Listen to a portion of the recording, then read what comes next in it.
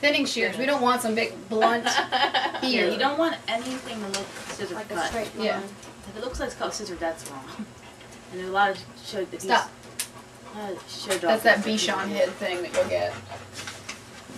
And we're going to cut this around here. They should look like they have a little round head. Come here. And what is the angle from the chin from here to here? Is it this way or this way? Keep it pretty straight. Oh, it can be level? Yeah. You want a round head. You don't want like... Yeah, because you're showing head, and then you're going to go into the neck. So, right? So from here... Go like this. Go like this. Put your fingers behind his ears, yeah. her ears, and come down around, yeah. right? And you'll find where your fingers meet. This should all be head. I can't show you on him. And it should be, but it should be like this. It should just cut it round. Like you're not, you know, because it's hair, it's gonna move, so you can't just get like a perfect angle in. You just kind of want to get a ballpark of how it is.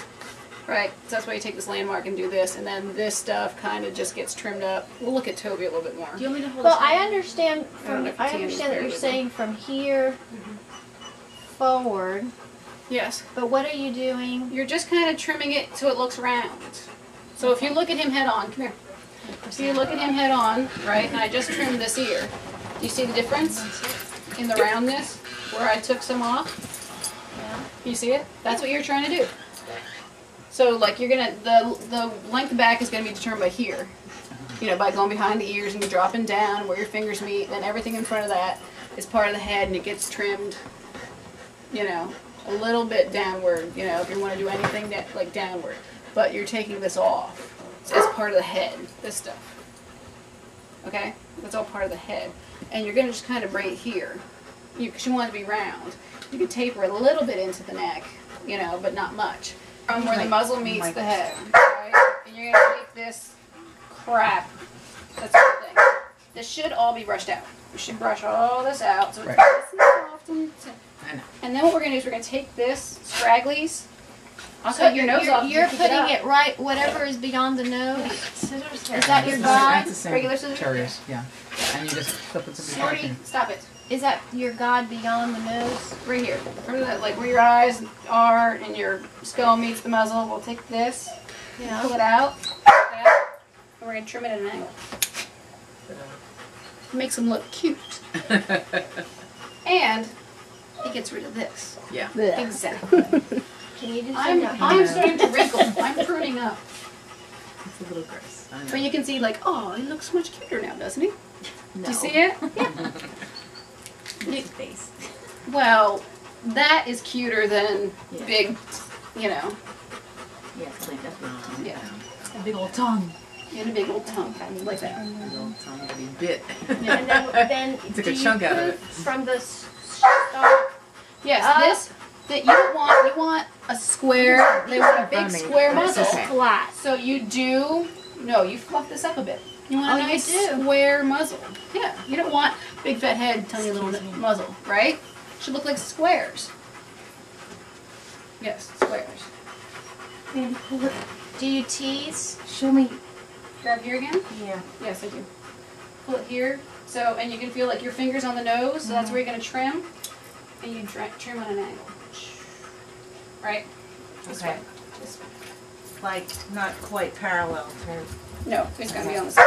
Like my head's resting on his foreskull and it's a nice angle. You know? So pull it out so your finger's on his nose, right? And that's big with hair and have this much butt. It's ridiculous. Looks like they're going to be like, in any second.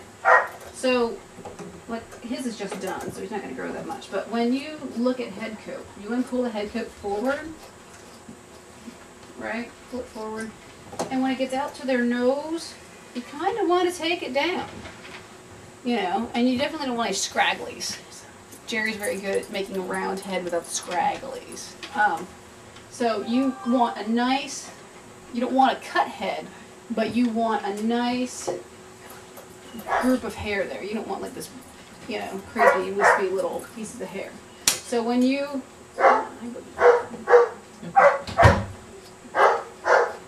So when you look at their head coat, you just want to pull it forward and take it out to about their nose and trim it, right? And once you comb this, you know, brush it all up, and stop it, and you see scragglies, then you kind of want to nip little scragglies off. And then we talked about ears. You know, you take the thinning shears to their ears, so you don't want these dangly, stupid ears, you know, hanging around.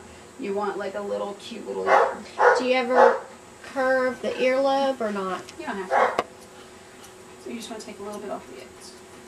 So you leave the other parts of the ear alone. It's You just can the take- tips. No, you can take a little bit of an angle back here off.